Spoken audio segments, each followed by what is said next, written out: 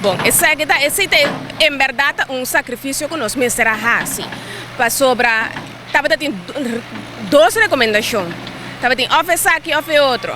Esse aqui tem a probabilidade mais grande de sobrevivência para sobrar mangrove. Então, para nós, ok, jammer que nós perdemos tudo que nós acostumamos com a epida, você detalhes na sítio, etc. Pero nós sacrificamos isso aqui para nós manter a maioria.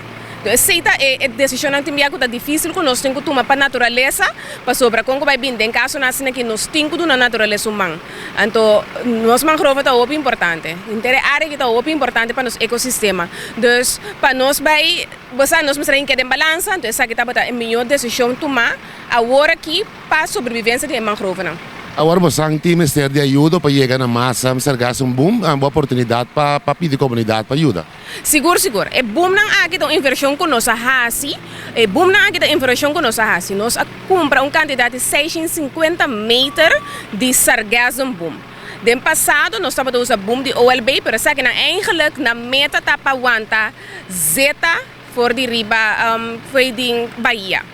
Pois aqui nós fazemos a inversão de 650 metros, mas a investigação mostra que nós temos um total de 2.800 metros de sargassum boom.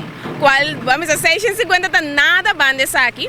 Pois essa aqui é uma coisa que nosso papel com o governo de Bonaire está sendo sua banda, nós estamos guardando a ajuda do governo de Holanda para fazer sua banda também, porque ainda nós não recebemos ajuda de Holanda para o que trata sargassum específico, pois seguro, também se você voluntário, então quer ajuda saca sargassum, vou por bem aqui nós temos um WhatsApp grupo, vou pôr para nosso Facebook page, o link do WhatsApp grupo.